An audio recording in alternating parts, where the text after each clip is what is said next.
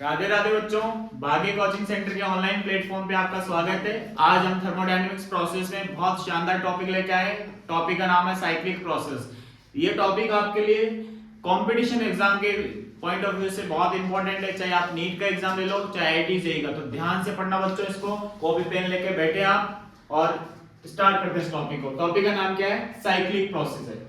Cyclic process का मतलब क्या होता है? थर्मोडायनेमिक्स प्रोसेस के अंदर अगर इनिशियल और फाइनल स्टेट गैस का क्या रहे सेम होता है तो इस टर्म को अपन क्या कहते हैं? साइक्लिक प्रोसेस बोलते हैं। कौन सा प्रोसेस बोलते हैं? Cyclic process. इनिशियल और फाइनल जो स्टेट है गैस की वो सेम रहेगी तो change in the internal energy कितना निकल के आता है? जीरो। क्योंकि इंटरनल एनर्जी कैसा फंक्शन है? स्टेट फंक्शन है। कैसा फंक्शन है? State function. तो स्टेट फंक्शन अगर है तो इसका इनिशियल और फाइनल पॉइंट सेम है, तो इस वजह से चेंज इन इंटरनल एनर्जी कितना आएगा? जीरो।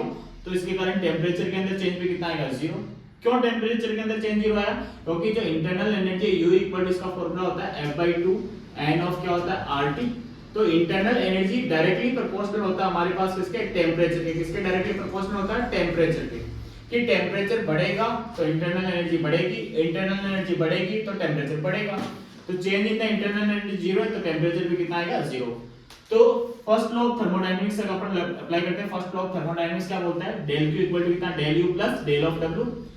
यहां से हमें पता है del U equal to zero, तो हमारे पास अप्लाइड जो हीट है वो किसके बराबर होगी? वर्क डन के इक्विवेलेंट होगी। तो del Q equal to del of W, या अपन बोल सकते हैं Q इक्वल टू कितना? W। इसी साइक्लिक प्रोसेस में अपन एनालिसिस करते हैं किसका? हीट का और वर्क का। इसको एनालिसिस करने के लिए एक पीवी डायग्राम मैंने यहाँ पे रिप्रेजेंट कर रखा है। इस पीवी डायग्राम के अंदर कोई गैस है, वो गैस एक स्टेट 1 से स्टार्ट होती है, कहां जाती है? स्टेट 2 पे, और स्टेट 2 से वापस कहां जाती है? स्टेट 1 पे आ जाती है। तो देख रहे हो आप पीवी कर्व के अंदर जो इनिशियल और जो फाइनल स्टेट है वो सेम है। वो कितनी है? 1 है। तो ये कैसा प्रोसेस है? Cyclic process. इस साइक्लिक प्रोसेस में हम किसके बारे में एनालिसिस करेंगे? हीट एंड वर्क के अंदर। ध्यान से ऑब्जर्वेशन करो, जब आप 1 स्टेट से कहां पे जा रहे हो? 2 स्टेट पे जा रहे हो, तो इस केस में आपके पास वॉल्यूम क्या हो रहा है? इंक्रीज हो रहा है। वॉल्यूम क्या हो रहा है? हमारे पास इंक्रीज हो रहा है। अगर वॉल्यूम इंक्रीज होता है तो वर्क डन क्या निकल के आता है हमारे पास? पॉजिटिव। क्योंकि वर्क का फॉर्मूला क्या होता है? W इक्वल टू क्या होता है? P of del V। तो वॉल्यूम के अंदर चेंजेस क्या आ रहा है? पॉजिटिव आ रहा है, तो वर्क डन क्या निकल के आएगा? पॉजिटिव। और ये वर्क डन क्या होगा? बाय द गैस होगा। बाय द गैस होगा। और वर्क डन हमारे पास क्या निकल के आएगा? पॉजिटिव। जब स्टेट 1 से कहां ट्रेवल कर रहे हैं? स्टेट 2 पे। सेकंड में आप देखो, जब ये गैस ट्रेवल कर रही है स्टेट 2 से कहां आ रही है? स्टेट फर्स्ट में आ रही है। तो सेकंड से फर्स्ट में आ रही है, तो आप ऑब्जर्वेशन कर रहे हो कि वॉल्यूम क्या हो रहा है? डिक्रीज हो रहा है। V2 से वॉल्यूम क्या हो रहा है? V1 हो रहा है। वॉल्यूम अगर डिक्रीज होगा तो वर्क डन हमारे पास क्या होगा? नेगेटिव। क्योंकि चेंज इन द वॉल्यूम क्या आएगा? नेगेटिव आएगा। तो इस केस में वर्क डन क्या होगा? ऑन द गैस होगा।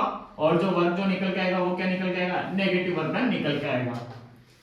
अगर हमारे पास ऐसे पीवी कर्व गिवन है और ऐसा साइक्लिक प्रोसेस है तो वर्क डन निकालना है, तो W total work done equal to क्या लिखेंगे? W1 माइनस क्या लिखेंगे? W2। यहां अपन ने केवल मैग्नीट्यूड लिखा है, या अपन क्या बोल सकते हैं? Area enclosed by the PV curve है।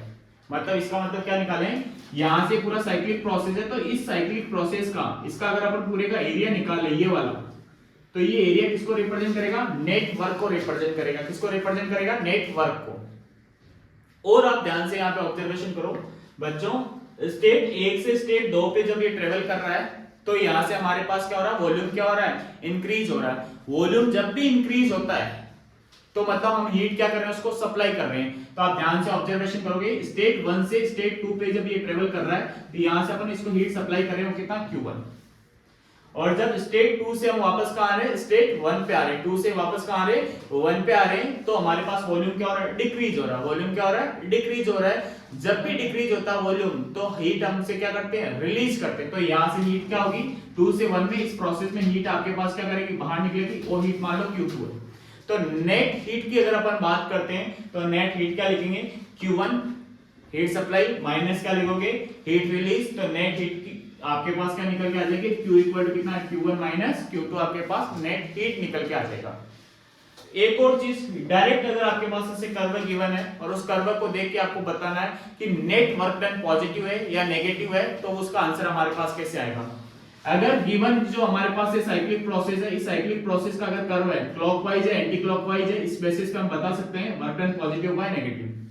ये आपके पास अभी कैसा नजर आ रहा है? क्लॉकवाइज नजर आ रहा है। अगर साइक्लिक प्रोसेस हमारे पास कैसा हो, साइक्लिक प्रोसेस कैसा हो, साइक्लिक प्रोसेस है ये प्रोसेस हमारे पास कैसा हो, क्लॉकवाइज हो, मतलब घड़ी की दिशा में आपके पास घूम रहा हो, तो इस केस में हमारे पास जो नेट वर्क डन होगा, नेट वर्क डन बोलते हैं, टोटल वर्क डन बोलते हैं, वो वर्क डन क्या आएगा, पॉजिटिव आएगा, वो वर्क डन क्या आएगा हमारे पास, पॉजिटिव आएगा। गिवन डायग्राम में देखो आपके पास क्लॉकवाइज है, नेट वर्क डन क्या होगा, पॉजिटिव होगा। ऐसे केसेस हम कहां पढ़ेंगे, हीट इंजन के अंदर पढ़ते हैं, कहां पढ़ते हैं, हीट इंजन। जो हमारे पास फोर व्हीलर की जो गाड़ी होती है इसमें जो इंजन लगा रहता है, 4 स्ट्रोक का इंजन लगा रहता है, टू व्हीलर जो गाड़ी होता है इसमें 2 स्ट्रोक का इंजन लगा रहता है, उन हीट इंजन के अंदर हमारे पास कैसा प्रोसेस होता है, साइक्लिक प्रोसेस होता है। तो यहाँ इसका जो एप्लीकेशन हम पढ़ेंगे हमारे सिलेबस में भी है, क्या पढ़ेंगे अपन, हीट इंजन पढ़ेंगे। वो हीट इंजन के अंदर हमारे पास साइक्लिक प्रोसेस कैसा होगा, क्लॉकवाइज होगा, वर्क डन क्या होगा, पॉजिटिव होगा। सेकंड केस हमारे पास क्या हो, अगर यही साइक्लिक प्रोसेस कैसा हो आपके पास, एंटी क्लॉकवाइज है। देखो यहां मैं बना के दिखा देता हूं आपको एंटी क्लॉकवाइज, इस तरीके का छोटा सा डायग्राम बना के दिखाता हूं। ये पीवी कर्व है हमारे पास, और सेम ऐसे ही हमारे पास ग्राफ बना रखा है, लेकिन यहां से देखो ये इस बार कैसा है, एंटी क्लॉकवाइज है, ये इस बार कैसा है, एंटी क्लॉकवाइज है। तो इस केस में जो वर्क डन निकल के आएगा, एंटी क्लॉकवाइज वाले केस में जो वर्क डन निकल के आएगा वो कैसा आएगा, नेगेटिव निकल के आएगा। यहाँ हमारे पास साइक्लिक प्रोसेस में ये कर्व कैसे चल रहा है, एंटी क्लॉकवाइज चल रहा है, कैसे चल रहा है, एंटी क्लॉकवाइज हमारे पास यहाँ पे कर्व चल रहा है साइक्लिक प्रोसेस में। तो यहाँ जो वर्क डन निकल के आएगा वो वर्क डन कितना निकल के आएगा, W जो वर्क डन निकल के आएगा वो क्या निकल के आएगा आपके पास, नेगेटिव वर्क डन निकल के आएगा। क्या निकल के आएगा, वर्क डन आपके पास नेगेटिव। दो पॉइंट डायरेक्ट आपको याद रखना है, clockwise positive work done, net work done, और anti clockwise net work done कितना आएगा हमारे पास, नेगेटिव निकल के आएगा। क्या निकल के आएगा, नेगेटिव हमारे पास क्या निकल के आएगा, वर्क डन निकल के आएगा। अब इसका यूज कहां यूज करते हैं, डेली जीवन में अपन यूज करते हैं। कहां, हमारे घर में, सबके घर में क्या लगा रहता है, रेफ्रिजरेटर लगा रहता है, फ्रीज लगा रहता है। उस फ्रीज में जो वर्क डन होता है वो कैसा होता है, एंटी क्लॉकवाइज होता है, नेगेटिव वर्क डन है। नेगेटिव वर्क डन है तो क्या करना पड़ेगा, यहाँ पे हीट क्या हो रही है, रिलीज हो रही है। तो ये रेफ्रिजरेटर के बारे में अपन स्टडी करेंगे आने वाली क्लासेस में, हीट इंजन के बारे में भी स्टडी करेंगे। बहुत इंपॉर्टेंट टॉपिक है, आप इसको ध्यान से समझें और इसका स्क्रीनशॉट ले लें आप, और स्क्रीनशॉट लेने के बाद आप इसको नोट डाउन करें। नेक्स्ट क्लास के ऊपर अपन क्या करेंगे, साइक्लिक जो प्रोसेस है इस पे अपन न्यूमेरिकल्स करेंगे, और बहुत शानदार न्यूमेरिकल क्या करेंगे, डिस्कस करेंगे इसके ऊपर। थैंक यू बच्चों।